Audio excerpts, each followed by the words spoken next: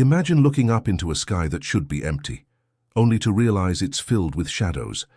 At first they're just specks distant, drifting, harmless, but then they grow. Engines roar, the air trembles, and in that split second, every soldier on the ground understands a truth that has haunted every battlefield of the modern era. Whoever controls the skies decides who survives the day.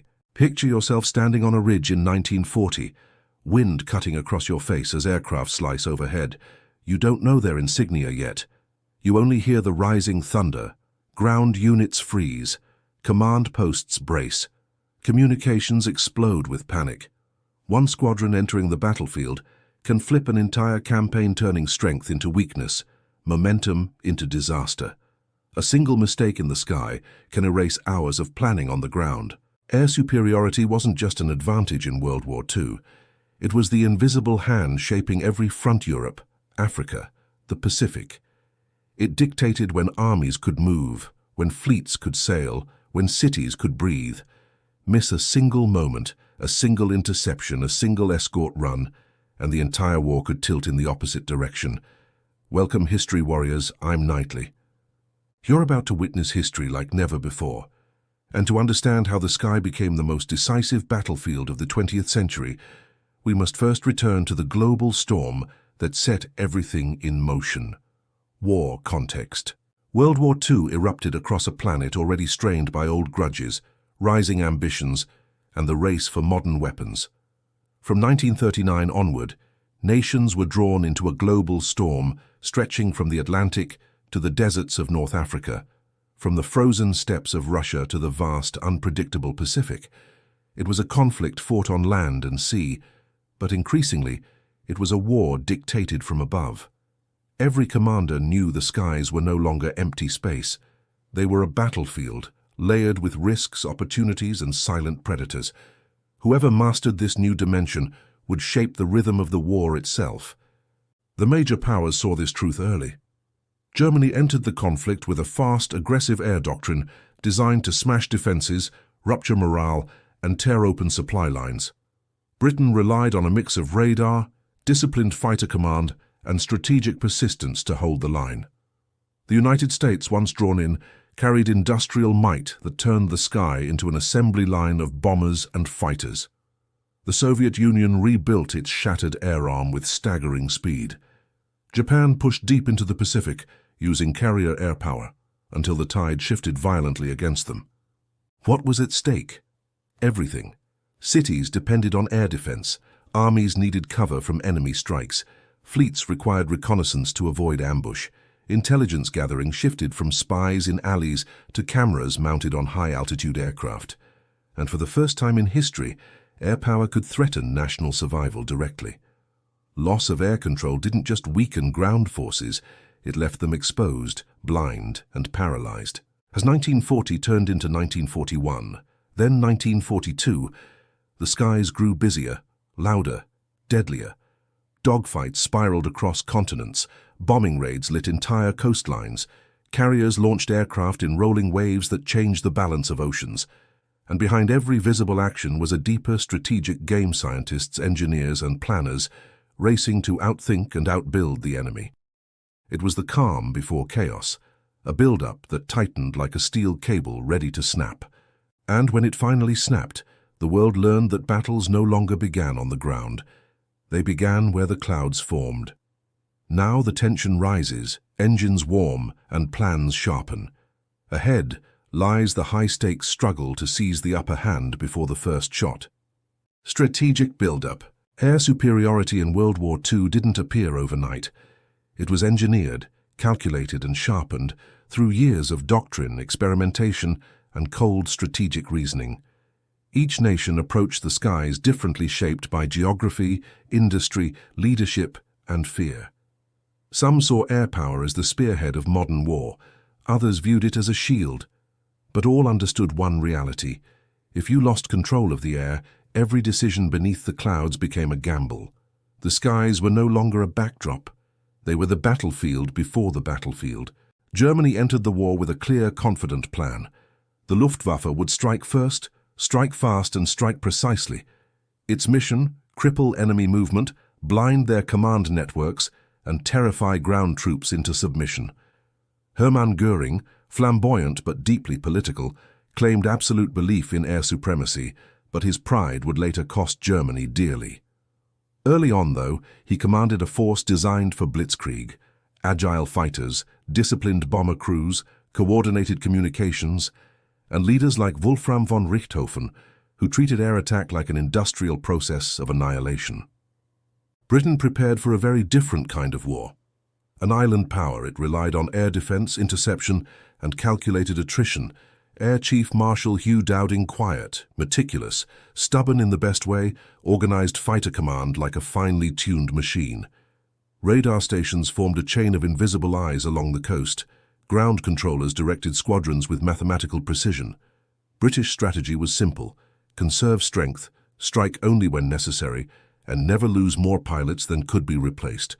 It wasn't glamorous, it was survival. Meanwhile, the Soviet Union rebuilt from catastrophe.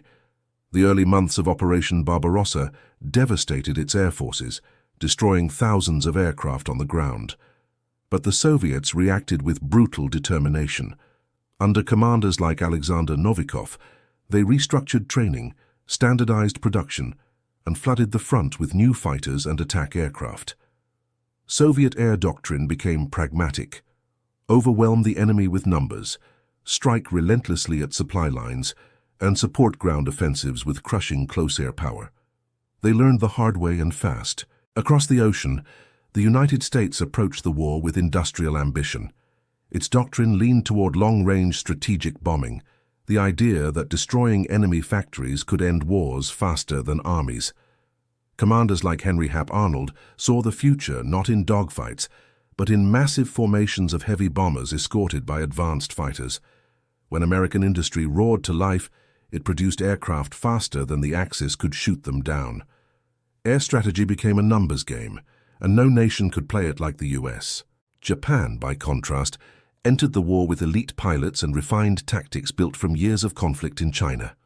Their fighters were lightweight, agile, deadly in the hands of veterans. Admirals like Isoroku Yamamoto understood air power's ocean-shaping potential long before Europe caught up. Carrier aviation became Japan's sword. Surprise, speed, and pilot skill carried their early victories. But the Japanese doctrine had a fatal flaw.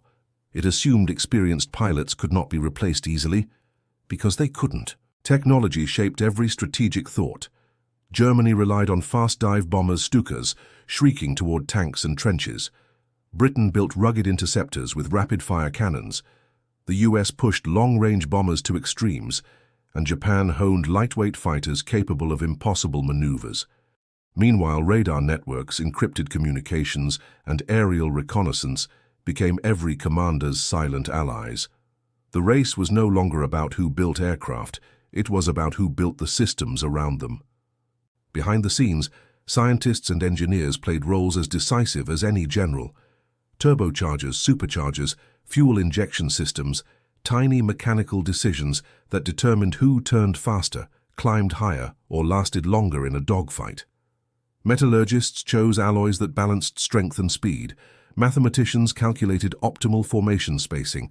The sky had become a laboratory of steel and fire, each innovation sharpening or dulling a nation's edge. Training became another battlefield. Germany drilled its pilots aggressively: precision flying, formation discipline, split-second decision-making. Britain emphasized defensive interception, turning pilots into quick-response guardians. The US standardized training with massive programs, producing thousands of competent pilots every month. Japan, though, struggled to expand its tightly selective training pipeline, a weakness that would later become a fatal drain on its air superiority. Intelligence shaped strategy as well. Aerial reconnaissance delivered information that spies could never dream of. Photos taken from 30,000 feet revealed troop movement, factory output, and defensive lines. Radar exposed incoming raids before they reached coastlines. Codebreakers on both sides turned radio chatter into battlefield predictions. Air superiority wasn't just about shooting down aircraft, it was about owning the flow of information. Each commander carried his own philosophy. Göring believed intimidation alone could bend nations. Dowding trusted mathematics and restraint, Arnold envisioned fleets of bombers reshaping the enemy's will. Novikov believed in relentless pressure, wearing down the enemy through volume and persistence. Yamamoto saw air power as the only way to match America's size. Their personalities, strengths, and flaws shaped doctrines followed by millions. As the war intensified, each side refined its goals. Germany needed quick, decisive victories before its industrial weaknesses were exposed. Britain needed endurance. The US needed reach. Japan needed early dominance.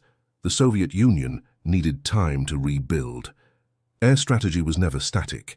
It evolved with every battlefield, every loss, every shattered aircraft that fell burning from the clouds. And then there was logistics, often unseen but always decisive. Aircraft needed fuel, ammunition, spare parts, trained mechanics. Runways had to be repaired after bombings. Carriers needed constant replenishment. Ground crews worked through nights under lanterns, hands numb with cold or slick with sweat, keeping squadrons alive.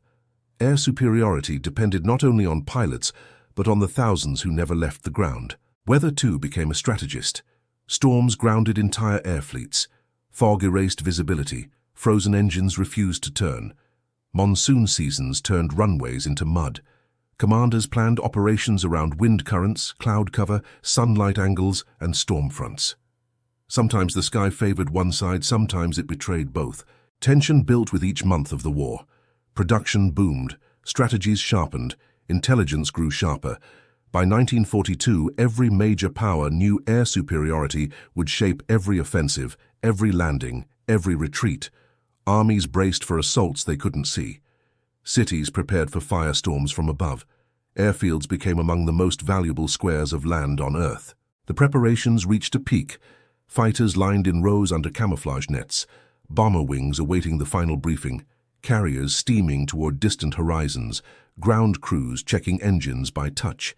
Commanders studied maps lit by dim lamps, the weight of entire campaigns resting on their next order. Every side felt the same rising pressure. Whoever struck first and struck hardest would decide the fate of continents. And so the world stood on the edge. Strategies were set. Aircraft were fueled. Pilots strapped into cockpits. Engines rumbled like gathering thunder. All that remained was the signal. The sky held its breath. Silence before the storm. Battle begins. Dawn breaks over a restless sky.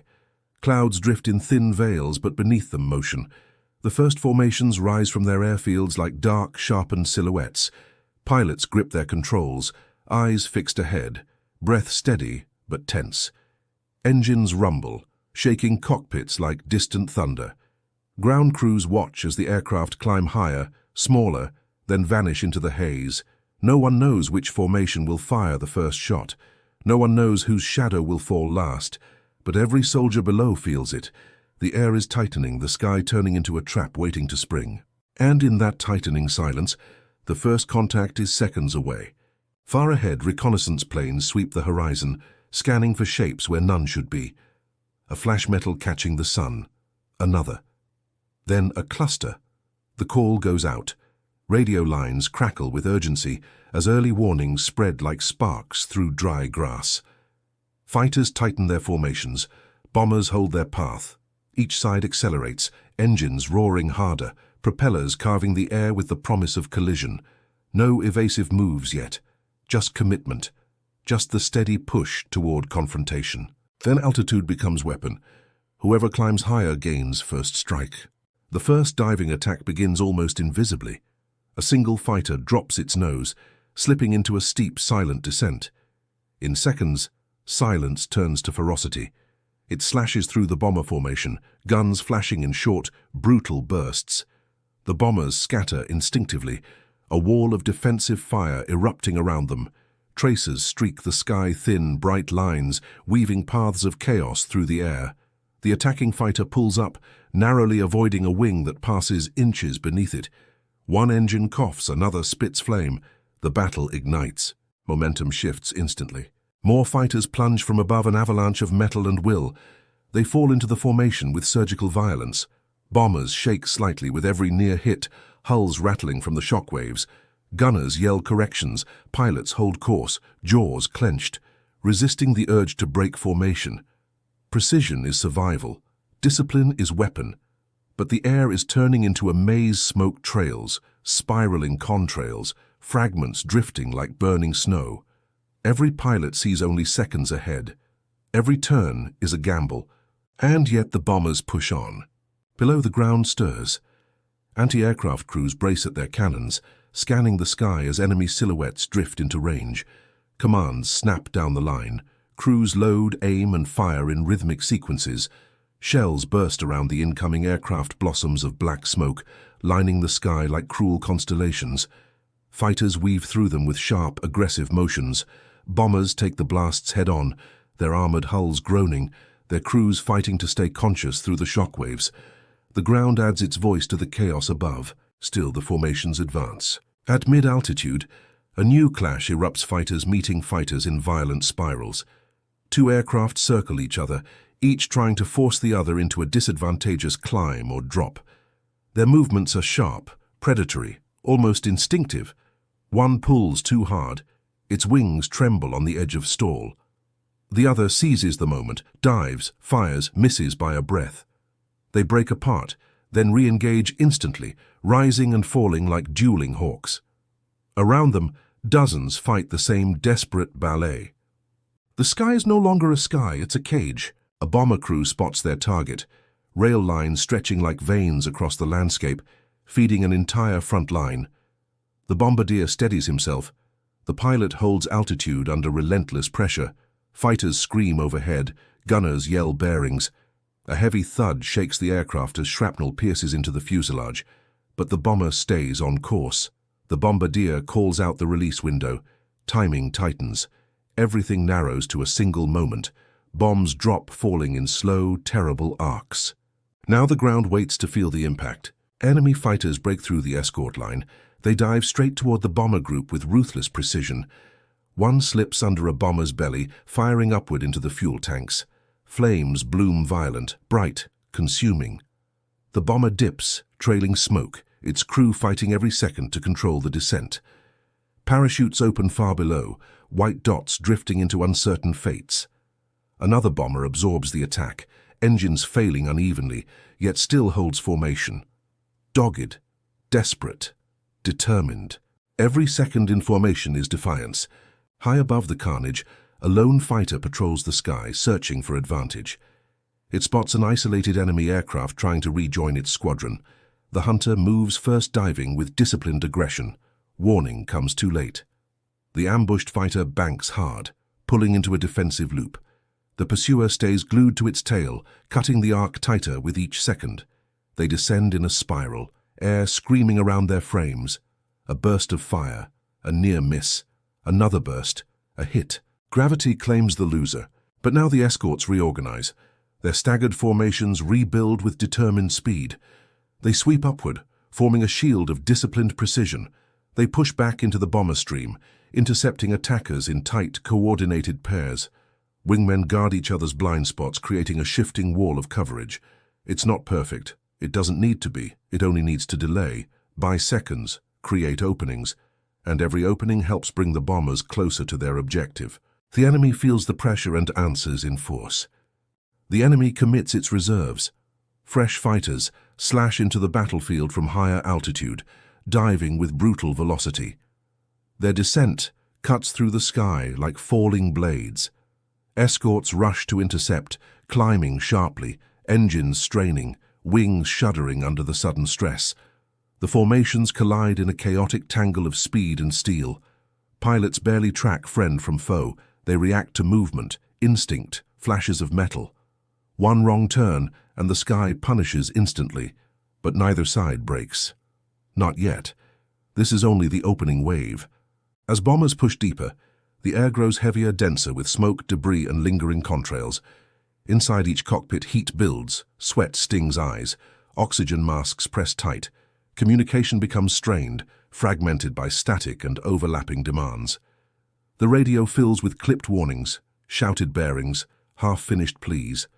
Pilots strain to read instruments, shaking under constant vibration. Outside, the world blurs, streaks of tracer fire, bursts of flak, flashes of sunlight dancing off wings.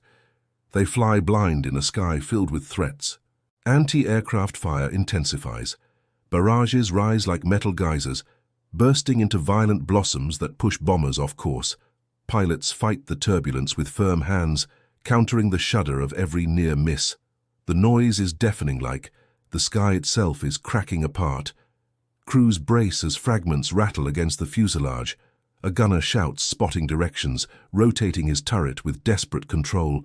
Every burst feels closer. Every second feels stolen. But the targets are getting near. The ground wants revenge. Below, armored columns scramble for cover as enemy aircraft roar overhead. Tanks pivot toward tree lines, trucks scatter across roads. Artillery crews shield their equipment with camouflage nets as best they can. The battle above dictates survival below. Every shadow flickering over the ground triggers movement, panic or blind hope. Some troops aim their rifles skyward, firing out of instinct more than expectation. They know their fate hinges on the duel unfolding in the clouds, and the duel is far from settled. Inside the lead bomber, tension thickens. The crew works in perfect coordination despite the storm outside. The navigator recalculates bearings after a violent blast throws them off course.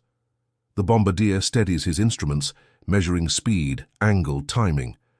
The pilot keeps the aircraft level through punishment that would break lesser machines. They push forward, shielded by a thinning escort group.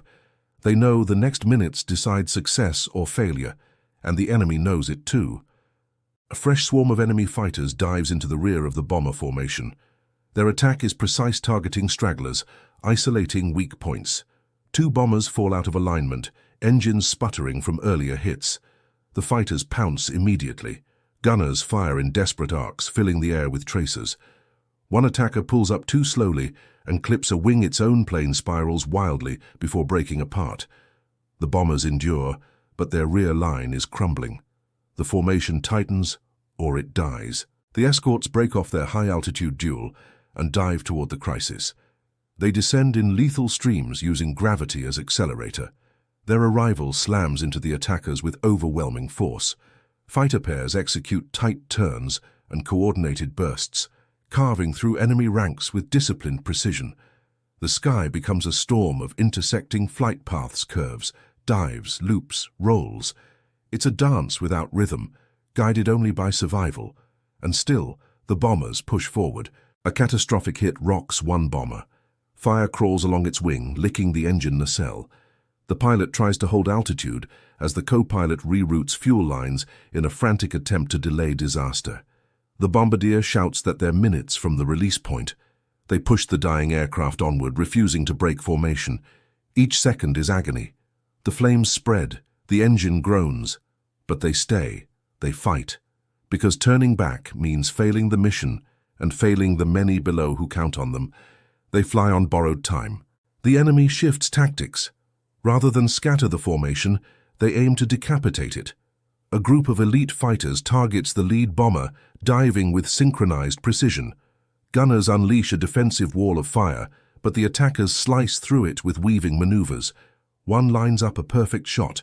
The lead bomber jolts violently as armor plating absorbs the impact. Warning lights flash, but the pilot keeps steady. If they fall, the entire attack collapses, and the enemy knows the stakes. Finally, the target zone appears. A massive complex spread across the landscape, busy, fortified, critical. The bombers adjust formation for final approach. All chaos fades for a heartbeat. Focus overtakes panic. Training overrides fear. The bombardiers align their sights. Fighters scream past in frantic combat, but the bombers hold course. Every aircraft converges on its moment of purpose, and just as they prepare to release, a new threat rises from below. From the ground below, a cluster of high-caliber anti-aircraft batteries awakens.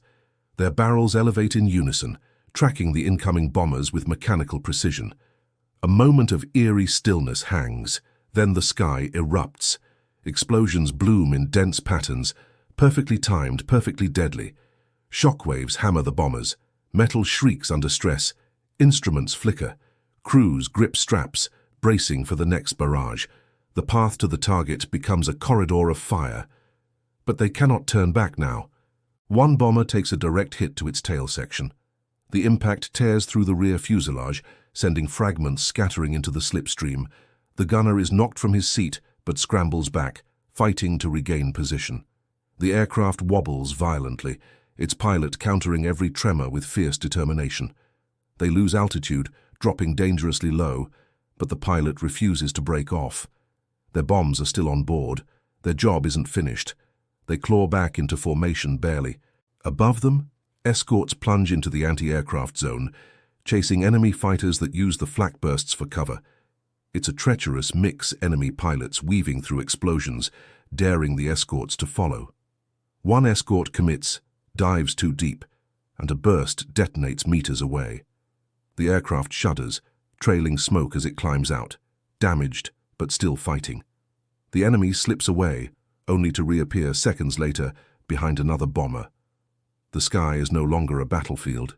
It's an ambush layered within an ambush. Chaos compounds chaos. Inside the lead bomber, the bombardier locks onto the target. Everything narrows to crosshairs and timing. He calls out wind correction, altitude, distance. The pilot steadies the aircraft with iron focus. Flak bursts shake the plane, but he keeps them level. Other bombers align behind them, each one trusting the lead to guide their drop. The bombardier takes one last breath. Bomb bay doors open. Just as the bombs release, enemy fighters launch a final desperate attack. They dive through the bomb stream, weaving between falling payloads with razor-thin margins. Gunners track them, firing continuous arcs of defense. One fighter clips a bomb mid-air. The explosion engulfs both in a fiery burst that shocks the entire formation. Yet most bombs fall cleanly, disappearing into the clouds below. The mission moves from sky to earth in an instant. But the danger in the air is far from over. The first explosions ripple across the target zone. Fire rises in towering columns, dust and debris thrown in massive waves, infrastructure bends, supply depots vanish in firestorms, rail lines twist and collapse, columns of smoke climb upward like signal flares announcing catastrophe. The bombers press on, making sure the full pattern lands as intended. Below, ground crews scramble for safety, overwhelmed by the sudden devastation. But bombers cannot watch. They must escape. The formation turns. This is the most dangerous phase. Bombs have fallen, fuel is lower, damage is heavier. Enemy fighters are furious. They swarm like hornets, attacking from angles too steep to predict. Gunners spin their turrets until their arms burn. Pilots yank their controls, dodging lethal dives. Escorts push themselves into exhaustion, doing whatever they can to scatter the attackers. Every second feels stretched thin, stretched to breaking. The enemy senses weakness and presses harder. One bomber's wing catches fire after a perfectly timed enemy burst. The flames grow fast, threatening the fuel tanks. The pilot orders the crew to bail out. Parachutes open beneath the burning aircraft, drifting through smoke trails. The bomber itself continues forward for a moment, silent, empty before tipping into a slow, tragic descent. An escort breaks formation briefly to radio the positions of the descending crew. Even in battle, humanity flickers through. Above the chaos, a pair of elite enemy fighters gains altitude before diving with stunning precision. They target the weakened center of the formation. Their attack cuts straight through, splitting the formation into two uneven clusters. The escorts scramble to fill the gap, but the break opens an opportunity. Enemy pilots seize it. Bombers in the rear group take heavy fire, shells ripping through engines and wings. The cluster struggles to stay airborne, each aircraft fighting for survival. The formation is bleeding, but reinforcements arrive. A fresh squadron of friendly fighters streaks into the air battle, emerging from the distant horizon like a promise delivered late but not broken. They slam into the dogfight without hesitation. Their arrival shifts momentum instantly. Enemy fighters peel away, forced into evasive climbs. Escorts regroup. Bombers breathe easier, just barely.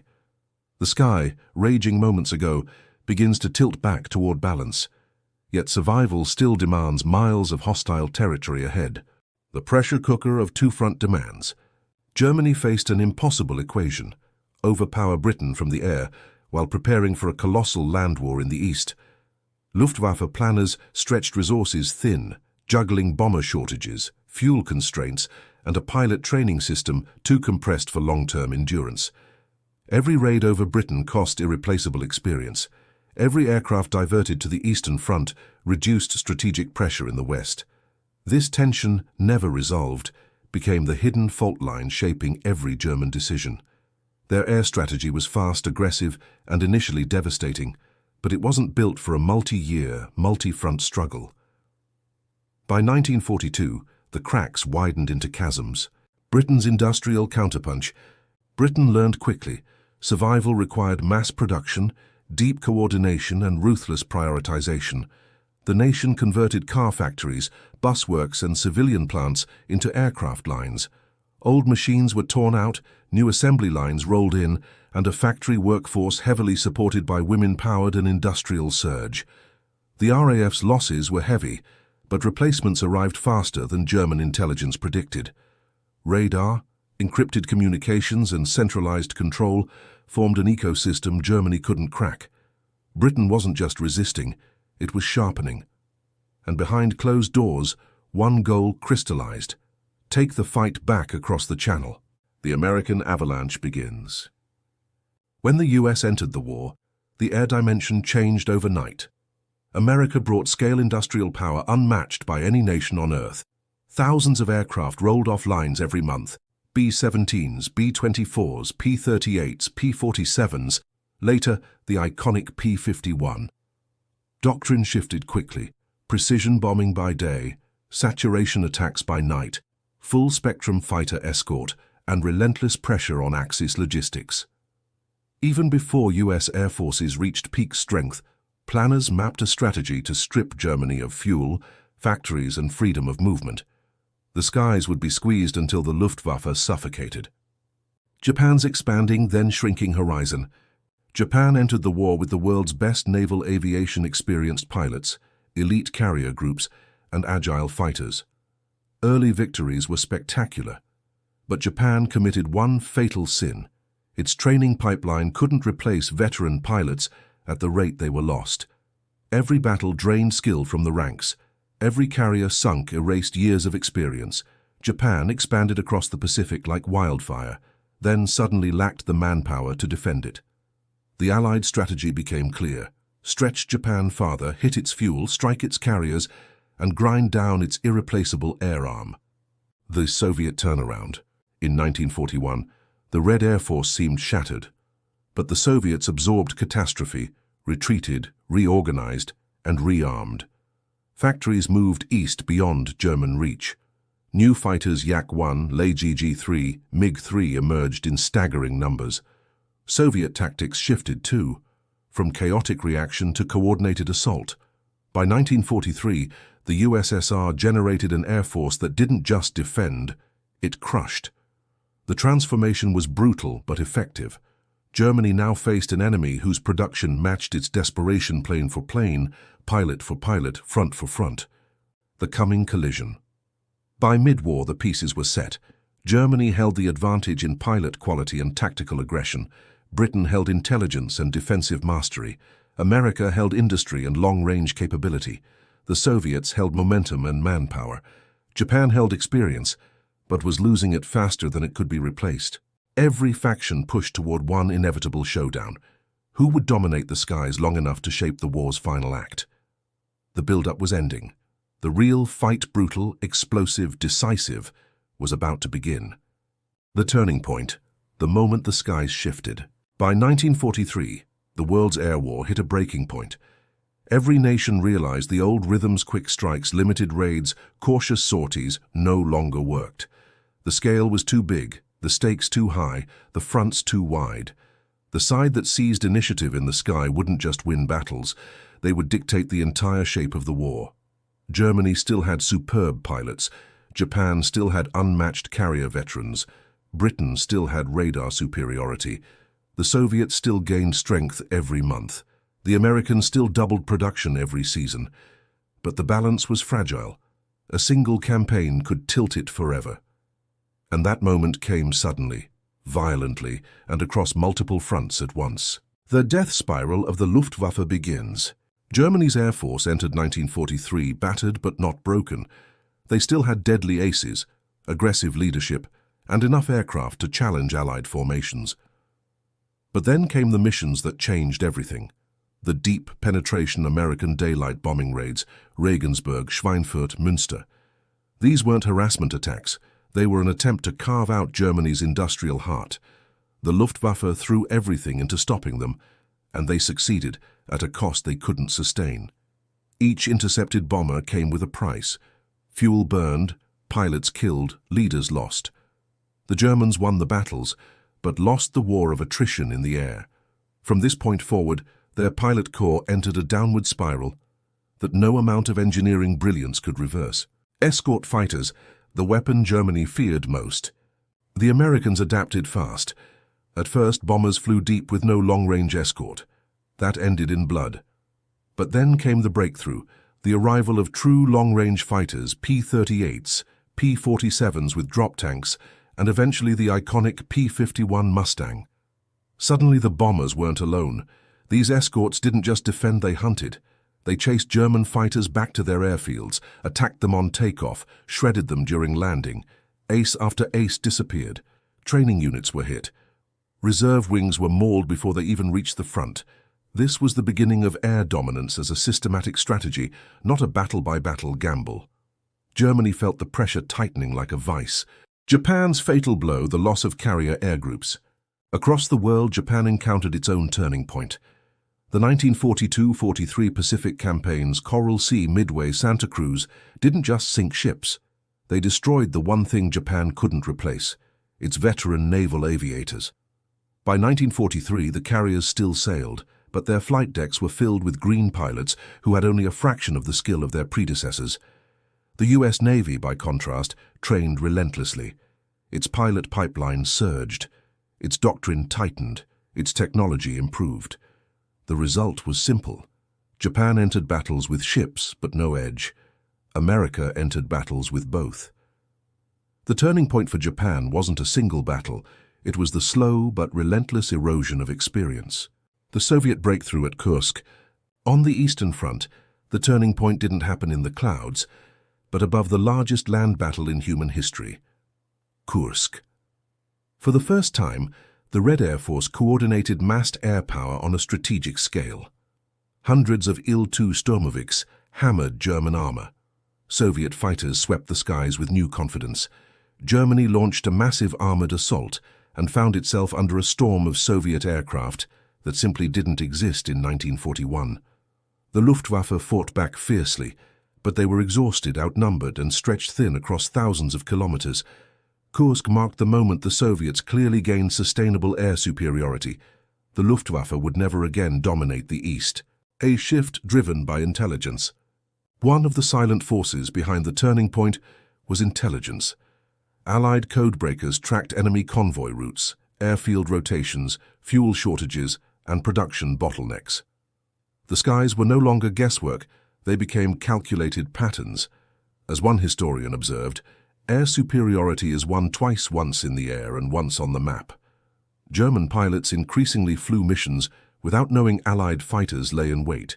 Japanese formations approached islands unaware their radio traffic had been cracked. This invisible edge tilted encounters before engines even roared.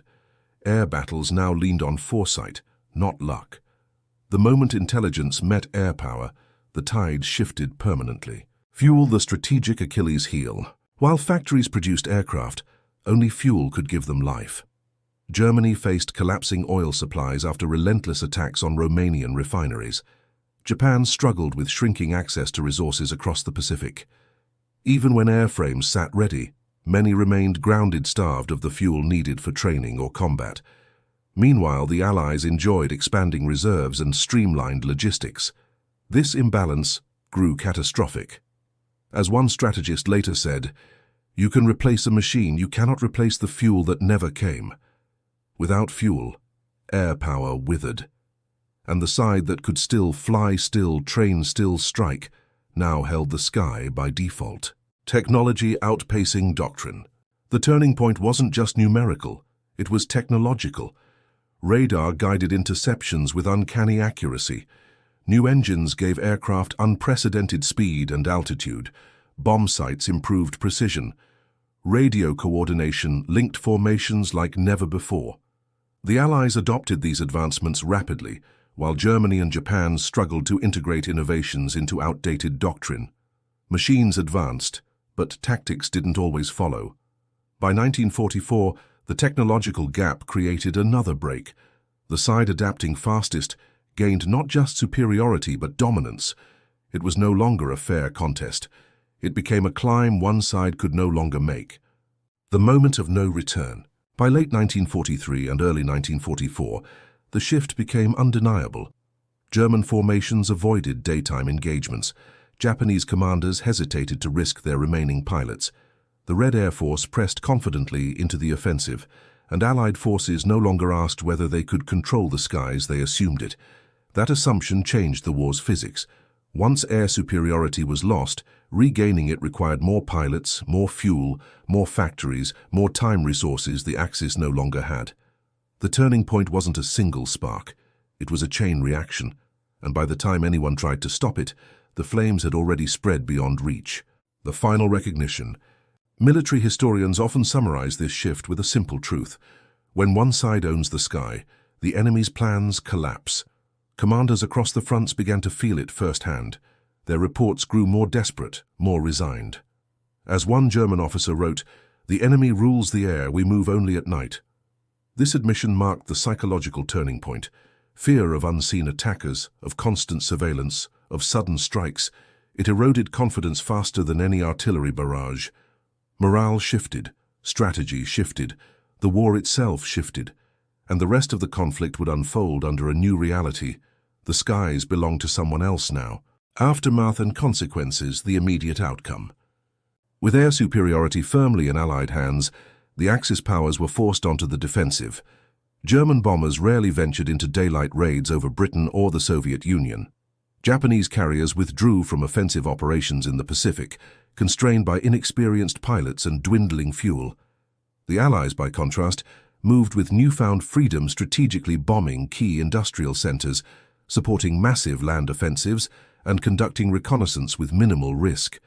The skies had become a theater of dominance, dictating ground operations and the tempo of every campaign. The balance of power had shifted irreversibly. Losses and costs. The air war exacted a heavy toll on every side. Thousands of aircraft were destroyed. Skilled pilots, often irreplaceable, were lost in combat or accidents. Factories and airfields were bombed into ruins. Civilians caught in aerial campaigns suffered casualties, displacement, and fear.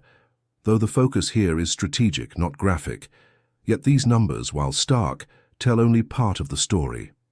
The destruction reshaped the capabilities of nations.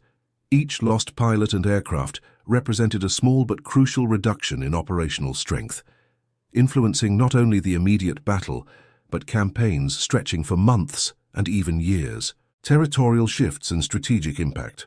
Air superiority enabled decisive territorial gains. The Allies could strike deep into enemy-held territory, disrupting supply lines and isolating fronts. German armies were stretched thin, forced to defend against constant bombing while advancing on the Eastern Front. In the Pacific, American forces executed island-hopping campaigns with minimal aerial opposition, establishing forward bases and cutting Japan's reach. Control of the skies allowed precision and mobility unseen earlier in the war, changing the logic of strategy itself. A front without air cover became a vulnerability. A front with it became a launching point. Morale and psychological effects. The mental dimension of air superiority was profound. Axis forces faced constant threat from above, eroding confidence. German reports increasingly reflected caution and fear. Pilots and ground crews adjusted tactics to avoid engagement, knowing any encounter could be fatal. Japanese units experienced similar demoralization, aware that inexperienced pilots could not hold the line. Allied forces, conversely, gained momentum and optimism. Morale shifted not through propaganda alone, but through repeated demonstration of dominance. Confidence in the sky became confidence on the ground.